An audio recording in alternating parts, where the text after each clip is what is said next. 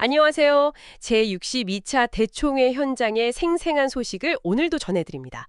오늘은 한국이 속한 북아태 지회, NSD라고 하죠. 이 NSD의 보고 내용을 준비했는데요. 지금 바로 함께 만나보시죠. 네, 오늘 저희가 좀 깊이 들여다볼 자료는 바로 우리 한국이 포함된 북아시아 태평양 지회, 그러니까 NSD의 선교 보고입니다. 최근에 몇몇 국가들이 또 새로 합류하면서 이 지역의 어떤 선교 지형 같은 게 크게 바뀌었다고 해요. 네, 맞아요. 무려 6억 8천만 명. 와, 정말 방대한 인구를 대상으로 복음을 전해야 하는 그런 중대한 사명을 안고 있는 곳이죠. 네, 맞습니다. 그 말씀처럼 NSD가 지리적으로도 그렇고 또 문화적으로도 굉장히 넓고 다양합니다. 아시다시피 방글라데시, 일본, 몽골, 네팔, 또 북한도 있고요. 파키스탄, 한국, 스리랑카, 대만까지 정말 각기 다른 문화랑 종교가 막 공존하는 곳이잖아요. 정말 다양하네요. 네, 특히 2023년에 방글라데시, 파키스탄, 스리랑카, 네팔 이 네 나라가 새로 편입이 됐어요. 그러면서 지회 안에 무슬림 인구가 거의 4억 명 가까이 확 늘어난 거죠. 4억 명이요. 와, 네, 이게 분명히 선교적으로는 새로운 도전 과제이긴 한데 동시에 우리가 또 다가가야 할 새로운 기회의 문이기도 하다고 볼 수 있겠습니다. 그렇죠. 이렇게 뭔가 역동적으로 변화하는 상황 속에서도 NSD는 그 선교 우선이라는 핵심 가치, 이걸 다시 한번 강조하면서 여러 방면으로 노력을 하고 있다고 들었습니다. 네네. 작년 11월이었죠. 2024년 11월에는 테드 윌슨 대총회장님하고 대총회 지도부 여러분들이 한국에 직접 오셨잖아요. 아, 맞아요. 그때 오셨었죠. 네, NSD 연례회의도 하고 또 마침 한국연합회 120주년 기념행사도 있어서 거기에 참여하시면서 격려를 많이 해주셨다고요. 네, 맞습니다.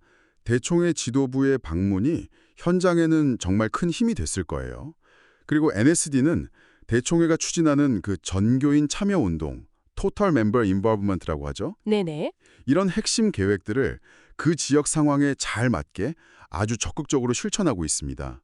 특히 그 내가 가겠나이다, I will go라는 대주제 아래서 모든 역량을 선교에 집중시키고 있는데요. 아, 내가 가겠나이다? 네, 구체적인 목표로는 라우드 보이스 2025 프로젝트라고 해서 2025년까지 2025곳에서 동시에 전도회를 열 계획이에요. 그래서 22,050명의 새신자를 인도하겠다, 이런 계획을 세웠더라고요. 2025곳에서 동시에요? 와, 정말 대규모 프로젝트네요. 네, 이게 그냥 구호가 아니라 정말 조직적으로 자원을 배분하고 인력을 동원하겠다는 중요한 전략 방향인 거죠. 정말 야심찬目標인데요. 근데 또 개별 선교 사업들 성과를 보면 더 놀랍더라고요. 그 2002년부터 시작된 개척 선교 운동, PMM이라고 하죠. 네, PMM. 그 경우에 지금까지 149명의 선교사 가정이 26개국에 파송됐다고 하고요. 네, 그렇죠. 이분들의 헌신으로 369개의 교회와 그룹이 새로 세워지고 34,719명이나 침례를 받았다는 보고가 있습니다. 아, 정말 대단한 숫자죠. PMM의 그 주목할 만한 점은 단순히 숫자뿐만이 아니라 전략 자체가 좀 다른 것 같아요.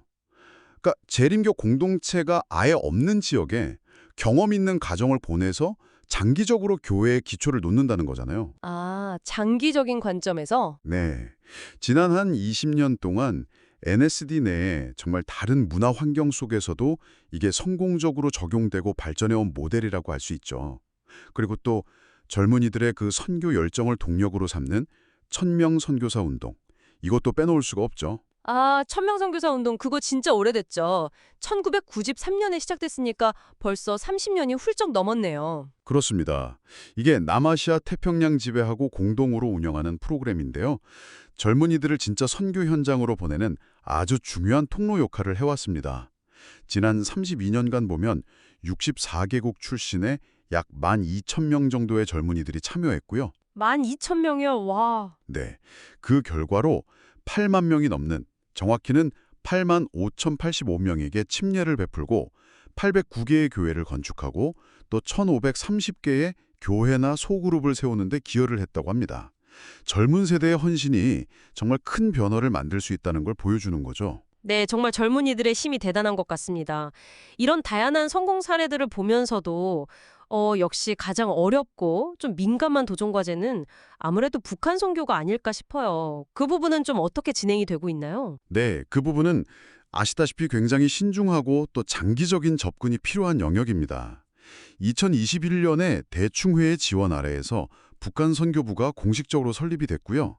현재는 직접적인 활동보다는 미래를 위한 준비에 좀 더 집중하고 있는 것 같아요. 아, 준비 단계군요. 네, 예를 들면 꾸준히 기도 운동을 전개한다거나 아니면 언젠가 문이 열릴 때를 대비해서 문화적으로 좀 더 적합한 접근 방식을 연구한다거나 또 잠재적인 선교사들을 위한 특수 훈련 같은 것들을 진행하고 있다고 합니다. 그렇군요.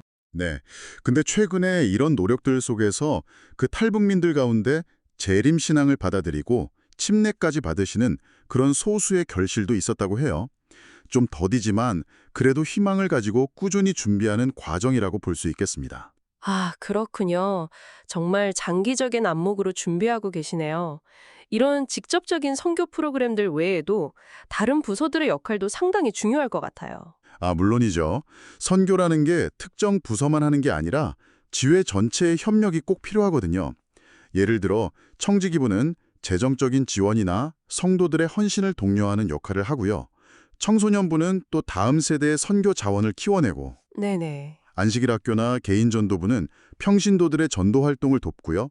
또 교육부하고 보건부가 운영하는 학교나 병원들, 이게 233개나 된다고 해요. 와, 233개요. 네, 이런 기관들이 지역사회에 봉사하면서 복음의 문을 여는 아주 중요한 접촉점이 되고 있죠. 그리고 커뮤니케이션부는 이런 모든 사역 소식을 효과적으로 알리는 역할을 하고요. 그러니까 이 모든 부서와 기관들이 NSD 영토내 6억 8천만 명에게 다가가려는 선교 우선이라는 그 하나의 목표 아래서 유기적으로 움직이고 있다고 보시면 됩니다. 정말 들어보니까 NSD의 모든 조직과 활동이 선교라는 하나의 목표를 향해서 집중되고 있다는 느낌이 확 드네요. 네, 맞습니다. 보고서에서도 NSD는 선교를 단순한 어떤 활동 프로그램으로 보는 게 아니라 그들의 존재 이유, 정체성 그 자체로 여긴다고 강조하더라고요. 아, 정체성이다. 네, 마지막에 예수님의 재림이 가까워짐에 따라 계속 전진합시다. 마라나타! 이렇게 외치는데 거기서 어떤 절박함 그리고 사명 완수에 대한 강한 의지를 엿볼 수 있었습니다. 네, 오늘 부가테지 회의의 보고를 통해서 정말 광활한 지역 또 복잡한 도전 과제들 속에서도 여전히 뜨겁게 타오르는 그 선교의 열정을 느낄 수 있었던 것 같습니다. 그렇다면 이 거대한 선교의 부르심 앞에서 오늘 이 이야기를 듣고 계신 우리 청취자님들, 여러분 각자는 어떤 역할을 감당할 수 있을지 잠시 생각해 보는 것은 어떨까요? 네, 오늘 소식은 여기까지입니다. 다음 시간에도 제62차 대총회의 생생하고 유익한 이야기로 다시 인사드리겠습니다. 감사합니다.